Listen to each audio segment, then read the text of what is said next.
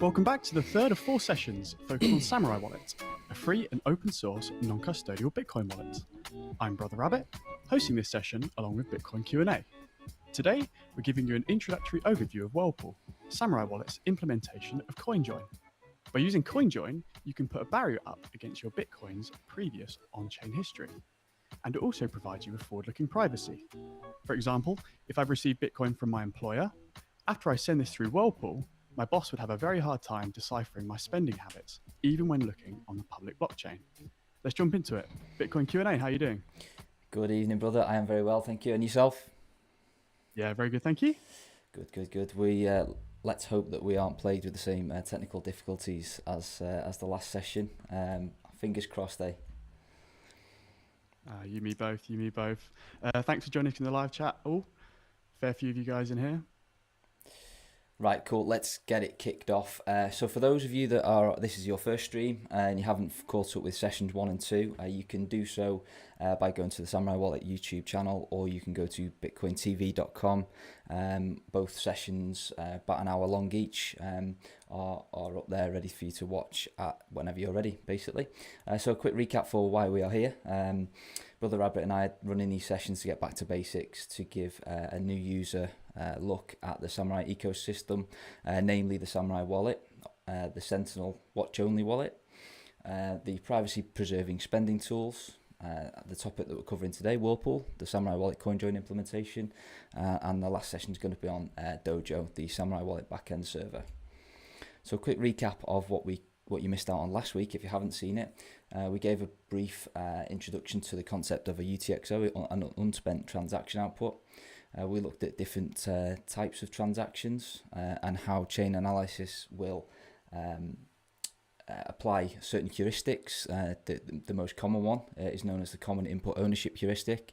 And then we walked into some of the Samourai spending tools and how those tools can help to thwart against those heuristics that the chain analysis firms like to apply on everybody that uses the blockchain. So this week we're doing Whirlpool. So if we go to the next slide. So what is Whirlpool? It's a type of, at the base of it, Whirlpool is just a Bitcoin transaction. So that's all it is really. So, but it's a CoinJoin. Apologies, a CoinJoin is just a type of Bitcoin transaction. Whirlpool is Samourai's implementation of that CoinJoin, and it's a non-custodial CoinJoin solution. Using it's a collaborative Bitcoin transaction. So when you go into Whirlpool, you are collaborating with other Whirlpool users to construct that transaction. And in that transaction, there are 5 participants, so 5 different wallets constructing together to make a Whirlpool CoinJoin. And Whirlpool has a centralized coordinator. So this serves as like the blinded coordinator, if you like, that organizes 5 different wallets from 5 different people to construct this type of transaction. And what does it do? It breaks links of inputs and outputs. And so, it sort of, as I said in the intro, it sort of puts a barrier up, or like a line in the sand as to sort of the previous history of that Bitcoin. It provides you a forward-looking privacy. And as you can see, as an example of a Whirlpool transaction on screen, it has 1,496 interpretations. So within Whirlpool, there are 4 different pool types of different values.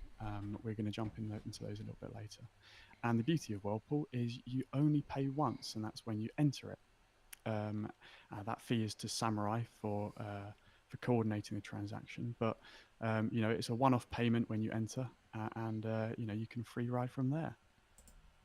Yeah, I think there's probably just 2 points there that's probably worth fleshing out, just to ensure that everybody, or particularly new people, understand some of the important concepts. So the top one there where it says non-custodial, there's a sort of misconception with some people that come into, say, the Telegram room, start asking questions, that they have to sort of send their Bitcoin to someone or something, and then hope that they get some sort of I'm using air quotes again, some private Bitcoin back. The Whirlpool is structured so that you are never not in control of your coins, whether you're just entering the pool, whether you've been in the pool for 5 years. There's never a point that you are not in control of all of the funds within your Samourai wallet. I think that's a key one to stress, really, because it can make people a little bit jittery if it's their first time jumping in.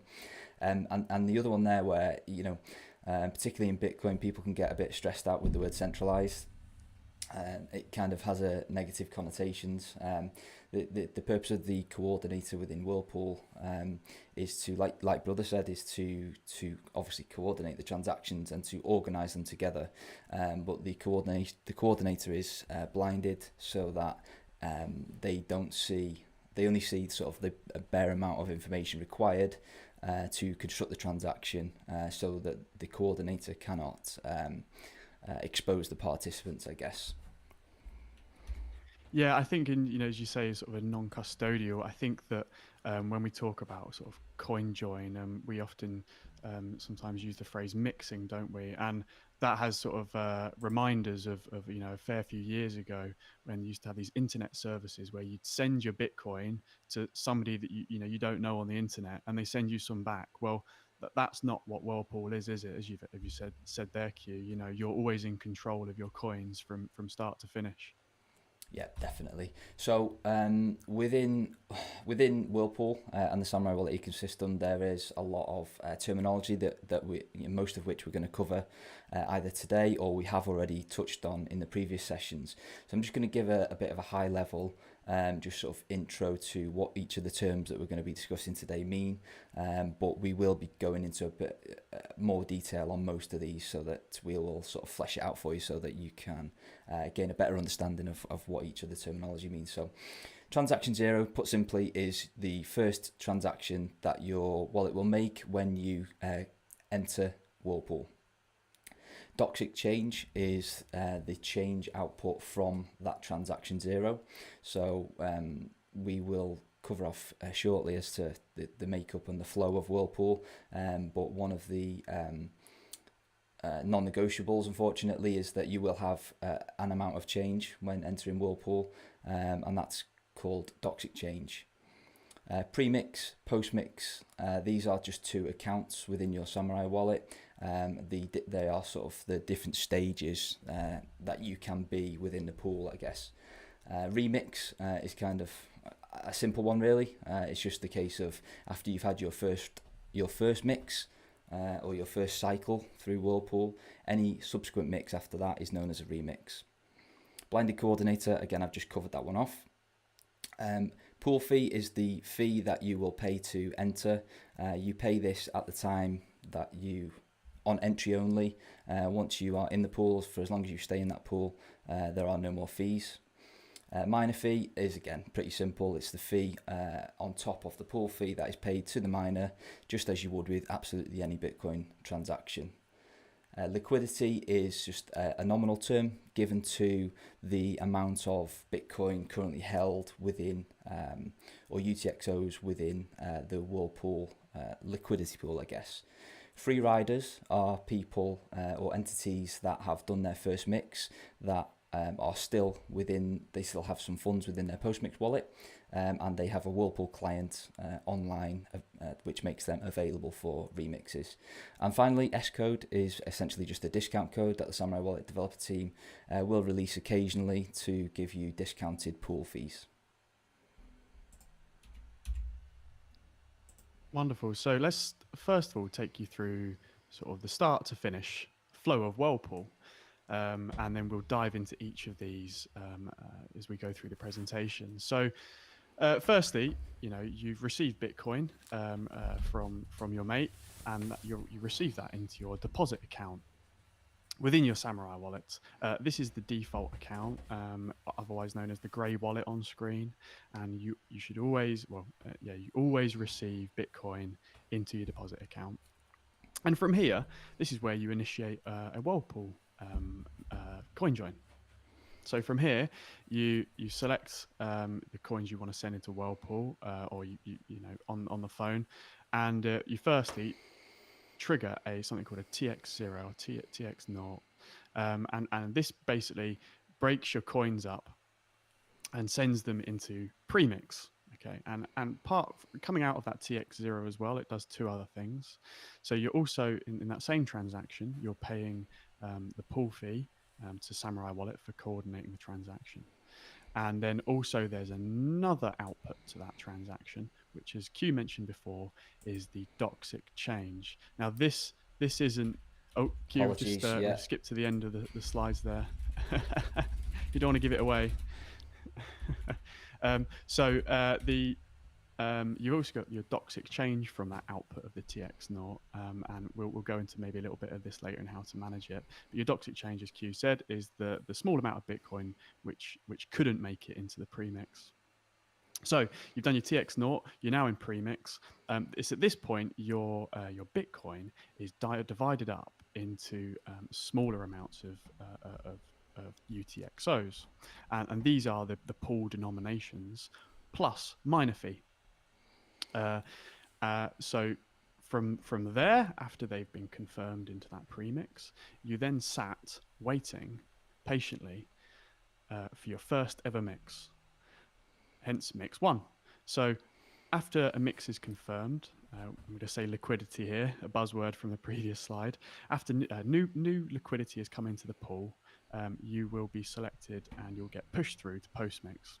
Your coins will. So now you've completed your first mix and you've ended up in your post mix side of your wallet. Now from here you can spend your Bitcoin, and your Bitcoin in post mix is also eligible for remixes. And all your UTXOs in post mix are all equal. So we'll go into the pool sizes in 2 moments, but you'll have an amount of UTXOs that have been split up into all equal outputs. Next slide, please, Q.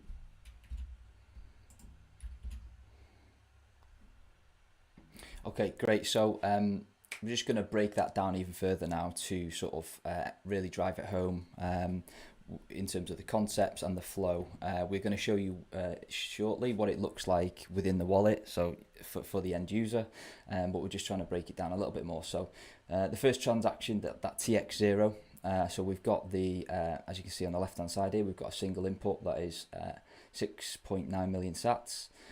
This user has opted to go into the 5 million sat pool, so they've got a single UTXO that is just a little bit larger than the chosen pool size. So this TX0 is going to take the pool fee out there, which you can see is the first output. The second output there is the doxic change, so that's what's left over after the fees and the amount, the pool denomination, and then we've got the output number 3, which is sent to premix, which, as you can see there, hopefully it's coming through on the stream. Okay, is just a tiny bit larger than the chosen pool size, so it's 5 million sats and a little bit of change to cover off the miner fees. So then we're moving on to our first mix. So we've got 5 inputs here, as is always the case with a Whirlpool transaction. Obviously they're all around about 5 million sats, which is the chosen pool. The ones with the extra little bit of change there, with the ones, these are premixes, so these are the entities that are paying for the miner fees for everybody involved in the transaction. That's what that little extra bit of change is. That's to go to the miners of the network. So we've got the 5 inputs here, so we can distinguish between premixes and remixes. Obviously the remixes here, I've got absolutely bob on 5 million sats. They are the denomination of the pool size, so they've already done a first mix. And then on the output side of the transaction here, as you can see, everybody is absolutely identical. All 5 outputs are dead on 5 million sats, and these outputs would presumably then be able to go on, once they've got a single confirmation on the blockchain, to take part in subsequent mixes, which again all look absolutely identical to what you can see on screen here. Okay, so there's a lot of information on this slide. It's just an overall view of what that flow that I've just walked through looks like at a wider stage, so looking at more mixes. As you can see here, we've got input number 3, which is me entering the pool. This is my first mix here, so there's 2 premixes in this instance, and I'm mixing with 3 other remixers. Moving down to this box here, everybody's identical on the output side, so my original input could be any one of these outputs, and as you can see there, as the tree grows and grows and grows, the theory goes that my output, if anybody was wanting to track me on the blockchain, they're going to have to track every single one of these orange circles, because there is a percentage chance that I could be any single one of them. So it's just a great example really to demonstrate the power of remixing and why it's sort of such a good thing to do in terms of your privacy, because every time you remix, or any time that one of your mixing partners gets a remix, you gain a certain level of privacy or anonymity from them taking that step. And this that's been sort of somewhat simplified. Q, if you just go back to the previous slide, you've got 2 legs there, left and right.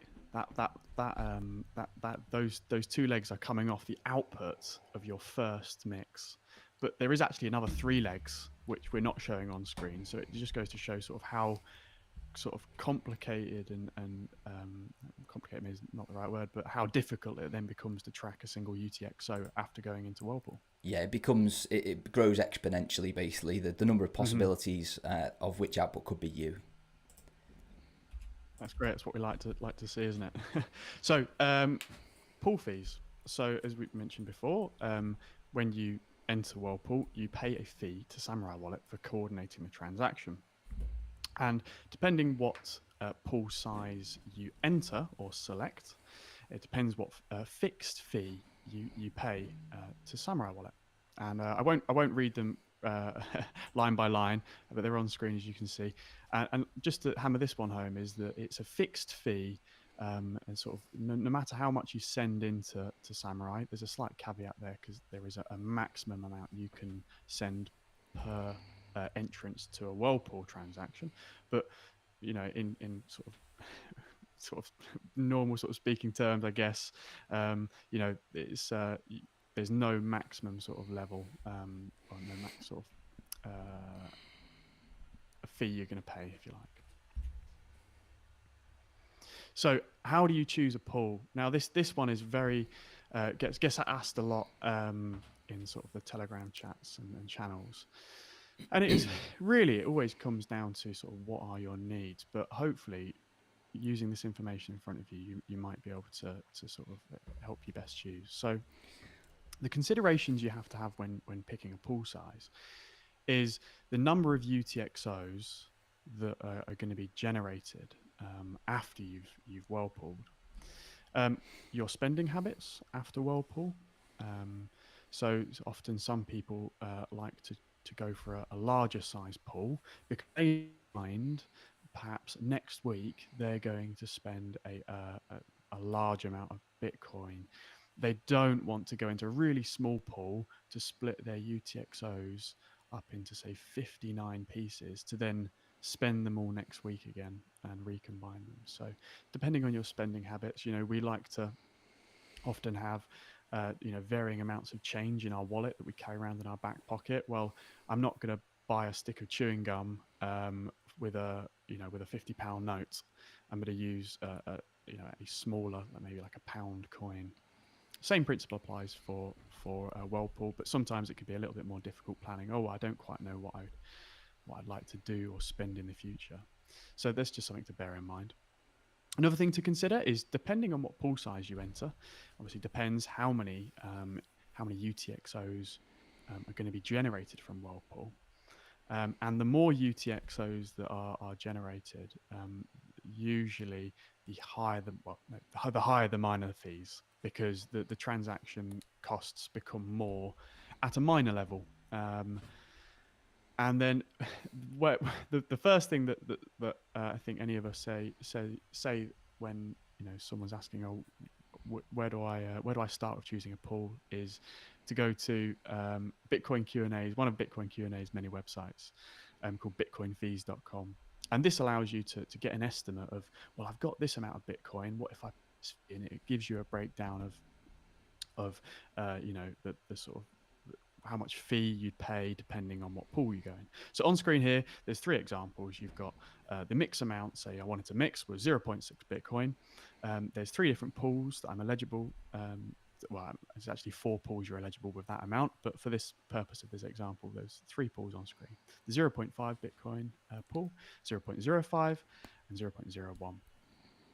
Now, depending on what pool I went into, that would either break my 0.6 Bitcoin into 1 UTXO, 11 UTXOs, or 59 UTXOs, with all varying amounts of change. The Bitcoin change, which couldn't make it into Whirlpool, and that's what often we call the doxic change.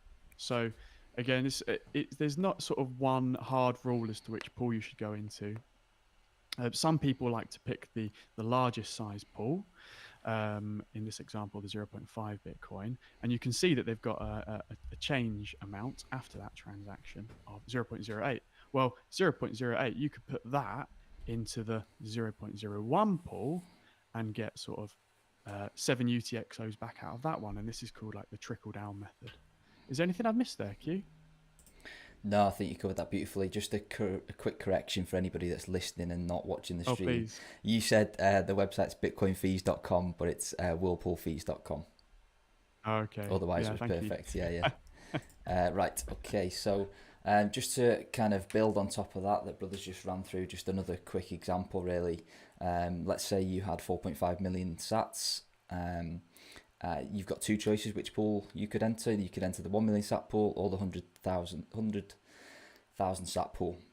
Those are going to result in you either getting 4 post-mix UTXOs with the example of the 1 million sat pool, or 44 post-mix UTXOs. So you can see there's quite a big difference there between the two pools and the sort of makeup of your post-mix wallet, depending on which pool that you choose. So again, just to drive home, use whirlpoolfees.com just to have a play around with the different pool sizes and different mix amounts, because it can create quite a drastic difference in the makeup of your post-mix wallet and also the minor fees that you're going to be paying for your transaction zero, when you're entering Whirlpool.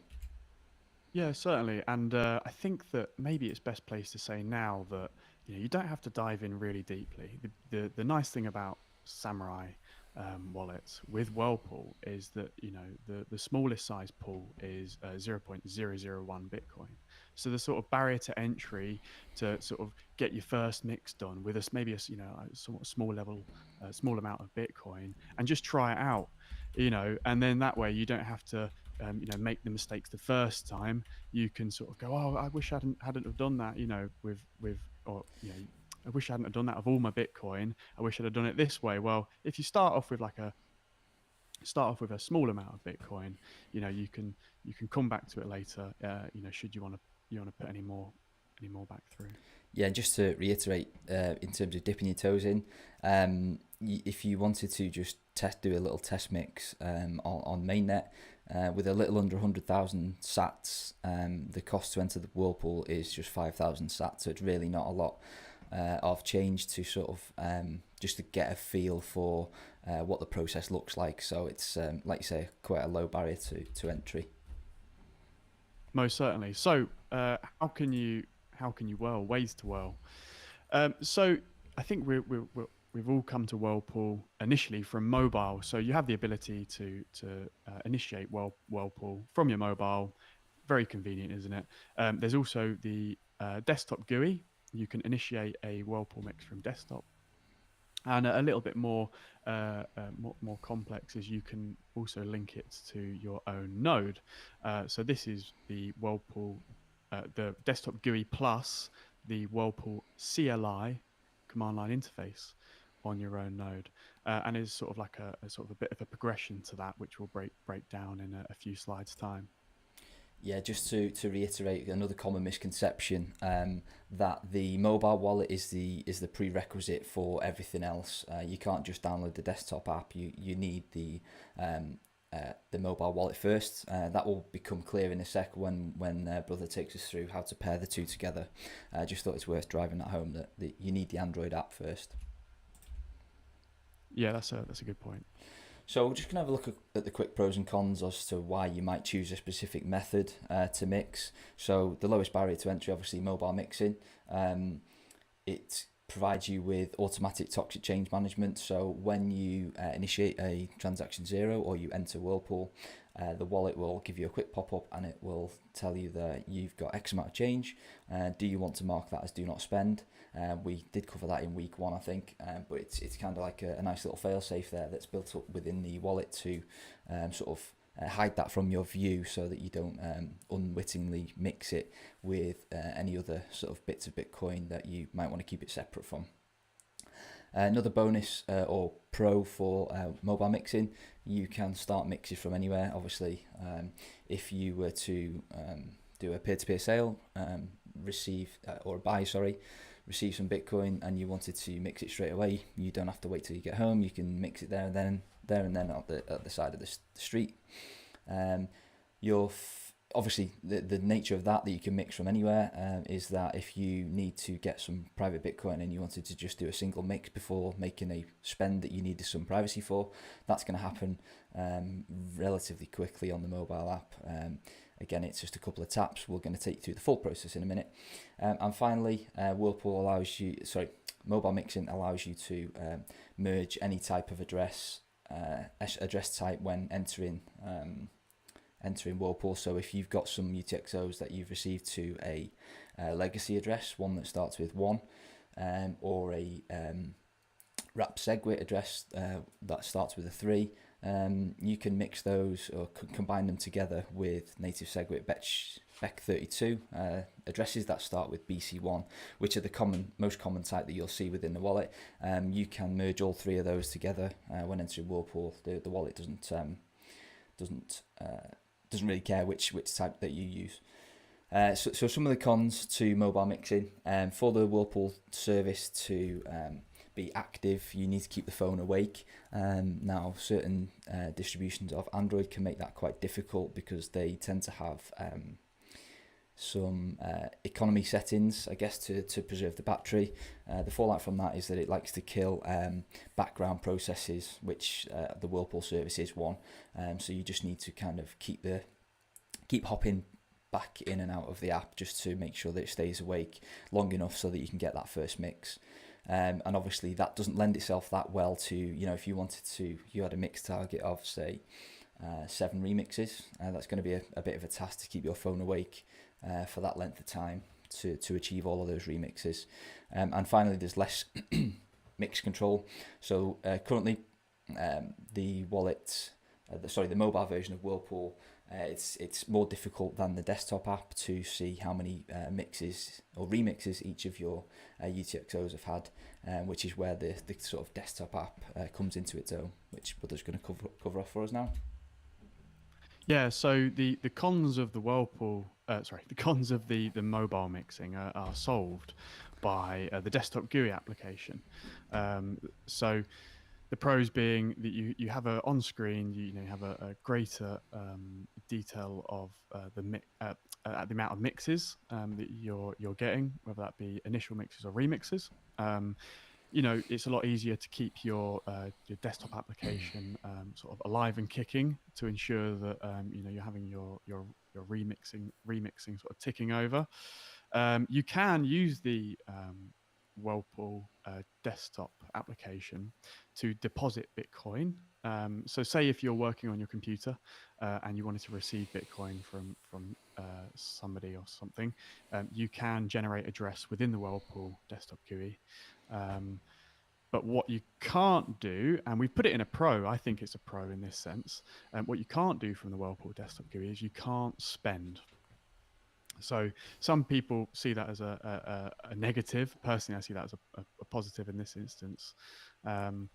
And what this also means is that because the Whirlpool desktop GUI is taking care of your mixes, you can turn your phone off. You don't have to even keep the app locked. You can just completely turn your phone off and put it in your drawer.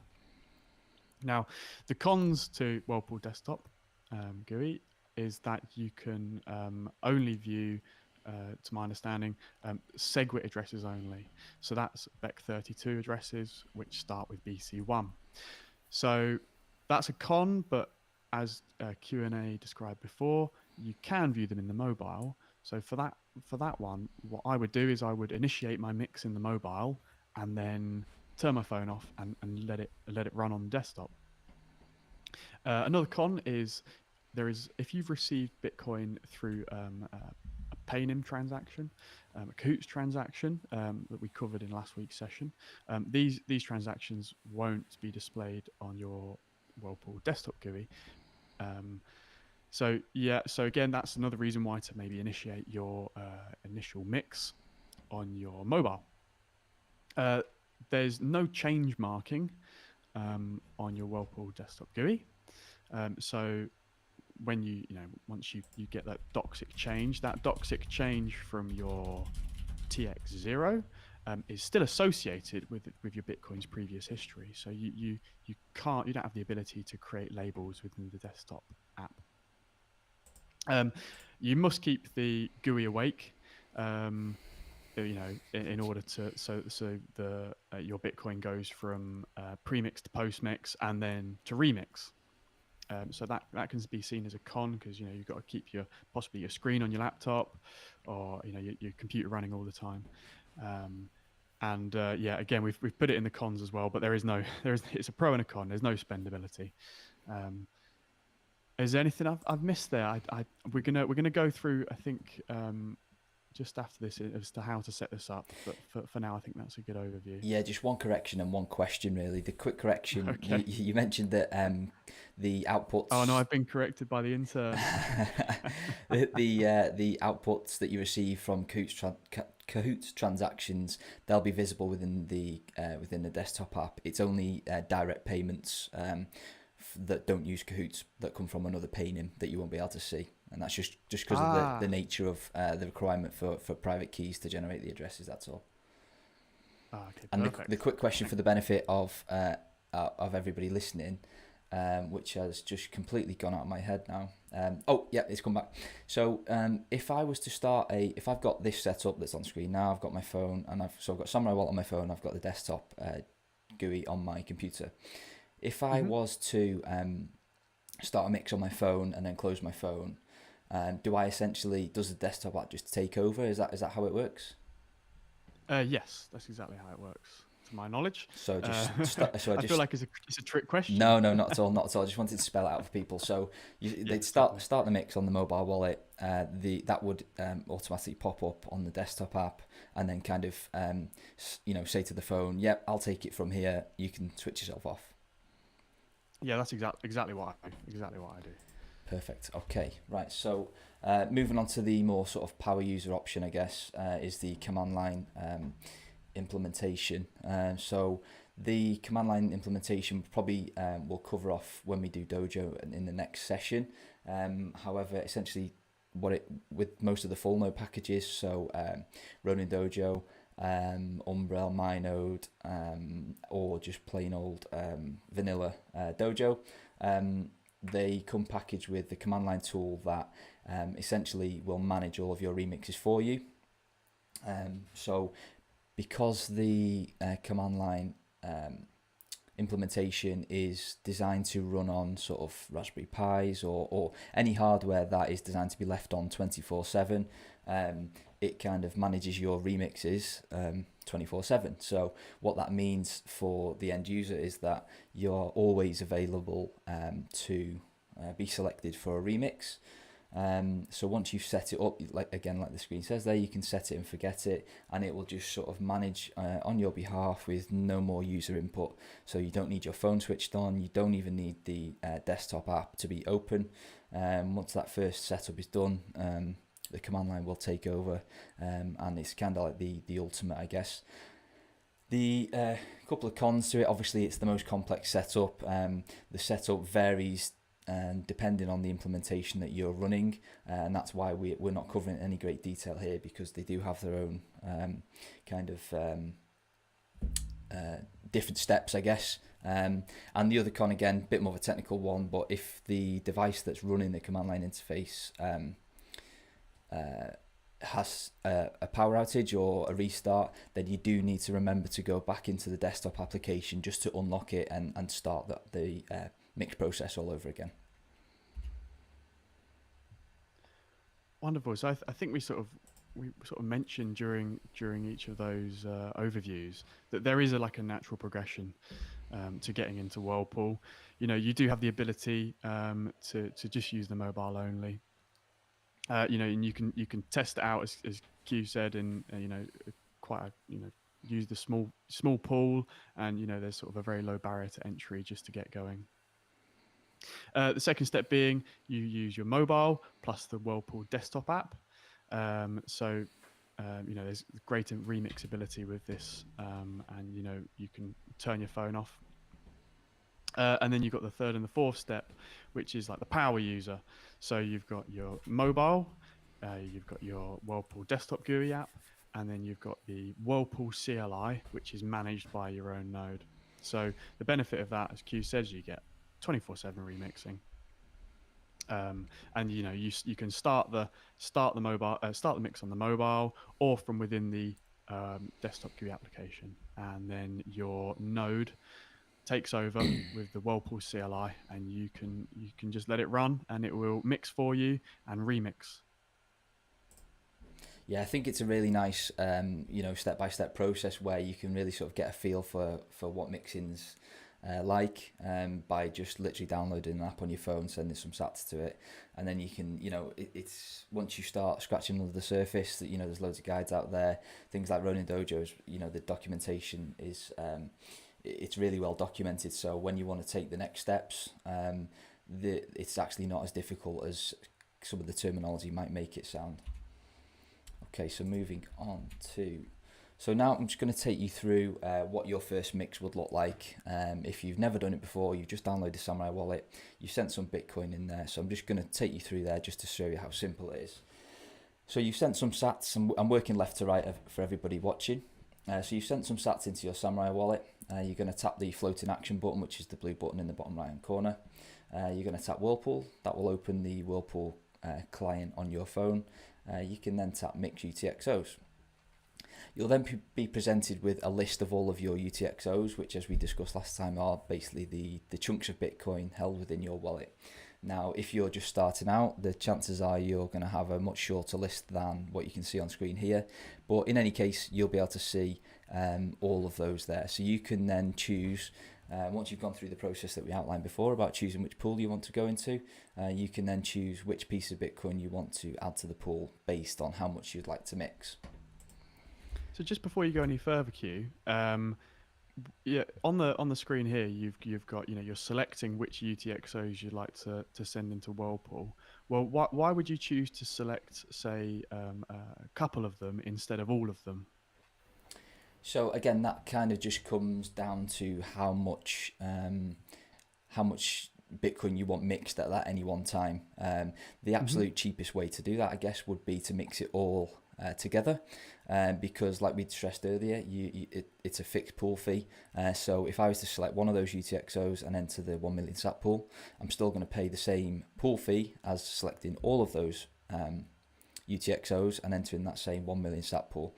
So it just comes down to priorities of do I want to pay the lowest amount of fees as a percentage of what I'm mixing, or do I just I know the history of all of the different pieces of Bitcoin, and I might not want to merge them all together at the same time. So I might want to enter the pool at different times with different pieces of Bitcoin based on where they might have come from. Perfect. Okay, so I'll carry on. So we've sent some sats into our Samourai wallet. We've opened Whirlpool. We've chosen which UTXOs that we want to mix. We're then going to be met with which pool that we want to join. So that is, again, 100,000 sat, 1 million sats, 5 million sats, or 50 million sat pool. Obviously, if you haven't selected enough Bitcoin to enter the larger pool, that option won't be available to you at that time. And then you will be able to select your cycle priority. That's essentially the minor fees that you're going to pay based on how quickly you want the first mix to happen. You'll then be shown a breakdown of all of the fees. So you'll have your minor fee, your pool fee, and any change outputs, the value of the change output that is left over after all of those other fees have been taken out. And then the final step, you'll be asked if you want to, as I covered earlier, whether you want to mark your doxic change as unspendable.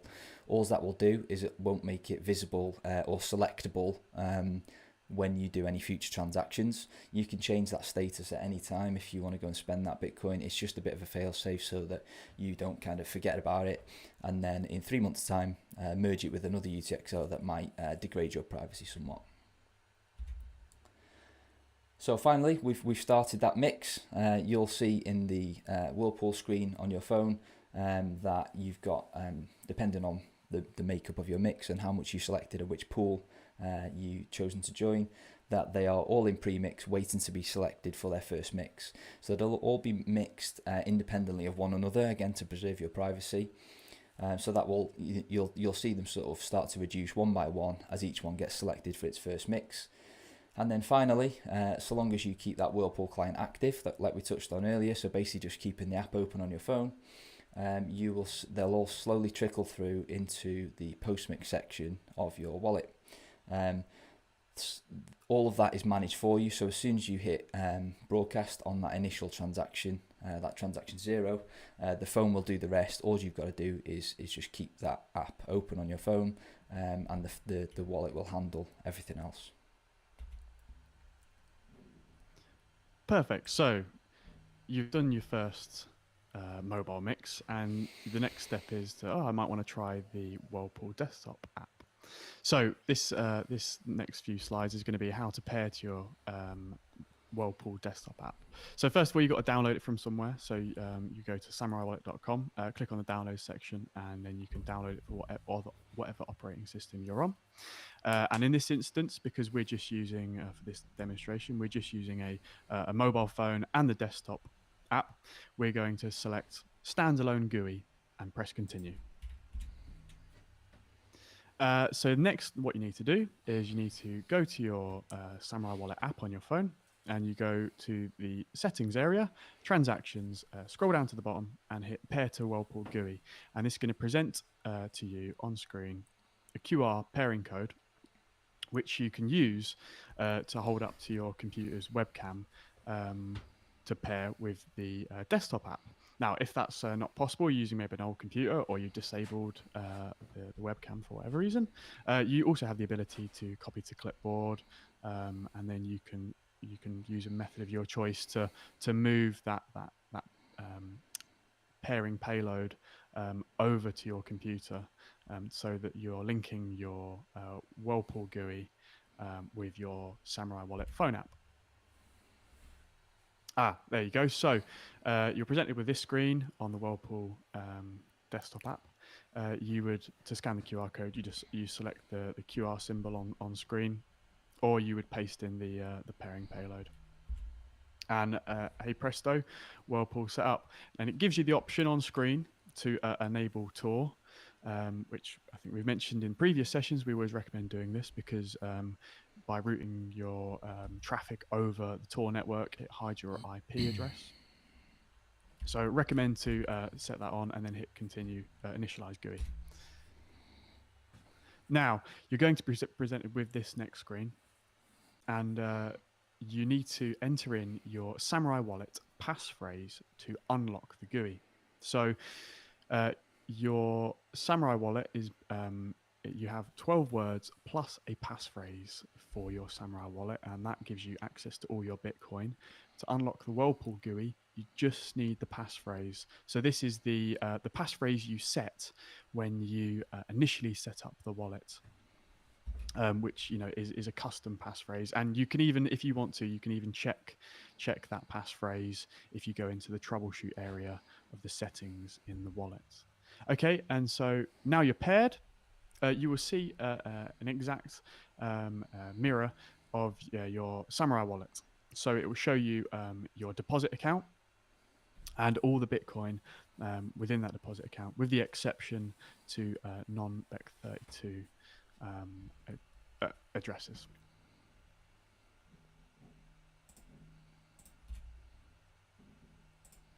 Sorry, I was just waiting to unmute myself there. So yeah, so brother's just taken us through the initial setup process. So I'm just going to take you through now how you would do a mix on the desktop app aside from the phone app.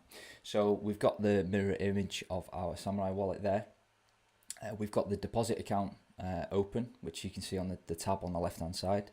So it's very similar. You're going to start to see some similarities now of between the mobile app and the desktop GUI. So we can select all of the UTXOs that we want to include into our transaction or TX0 or to send into Whirlpool effectively. So you can there's a tick box down the left hand side, so you can toggle any number of those based on which pool you want to enter and how much you want to mix. Once you've done that, you can select pre-mix. Here again, very similar to the phone app, you're going to be faced with a decision to say which pool that you want to use and which minor fees you want to set, again based on how quickly you want the initial transaction to be processed. Once you've done that, again, you can select pre-mix, the red button, and the initial transaction will then be broadcast for you. So as you can see now, we're now in the pre-mix account. So the initial transaction has sort of divided up all of the pieces of Bitcoin based on the pool that we want to enter. They're waiting for a confirmation on the blockchain, and once they have that, they will then flow through after their first mix into the post-mix tab.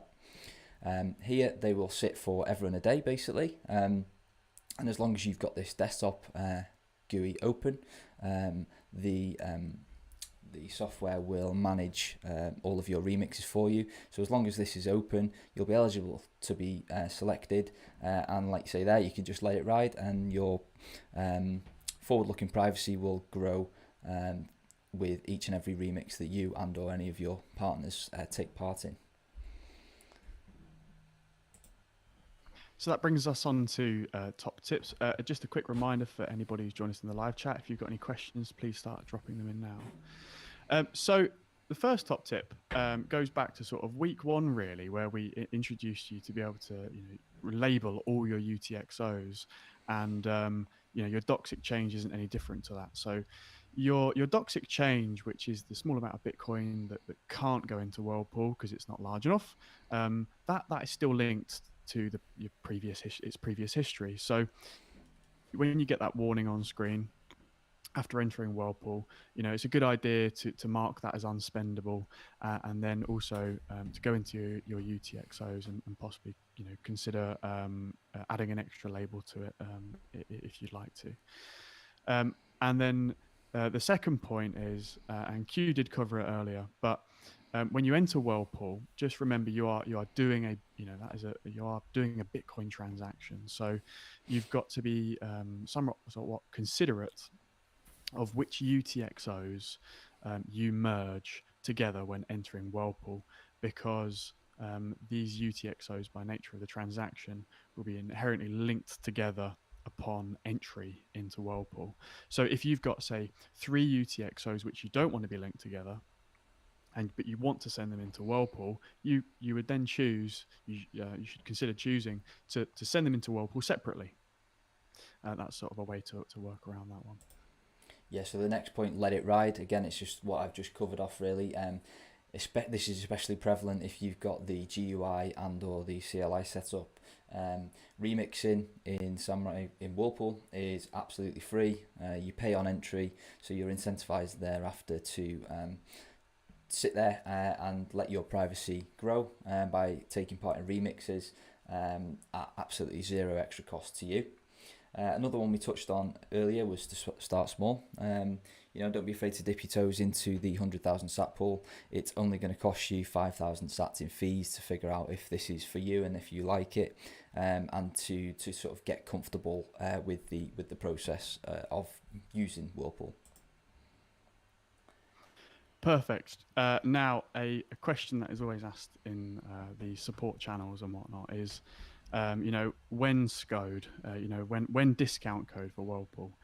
So best advice is look out for them. If you're you're whirlpooling on a regular basis, then you'll likely be familiar with the sort of the Telegram channels and the Twitter channels and whatnot. So just keep your eyes out. Perhaps Samourai Wallet will feel somewhat generous. Quite often, somewhat generous every now and again. So, they'll release a SCO discount code for Whirlpool, which gives you a discount on the fixed fee. As mentioned before, check out whirlpoolfees.com.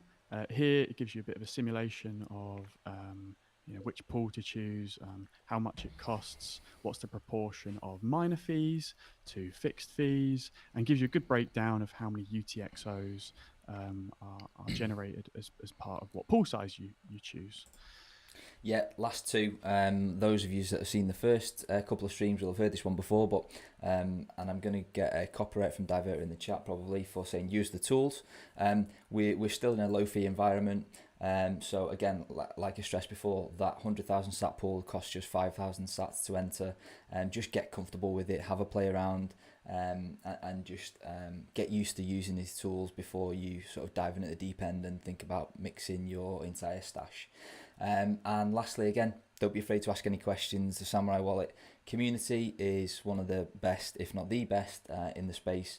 There is literally always somebody available to help out with any questions that you have, and hopefully these streams as well will go some way to answering some of the basics. Perfect. And talking of questions, I think we've got a few that's popped up in the chat. So if you've got some questions you haven't asked them already, please just drop them in there.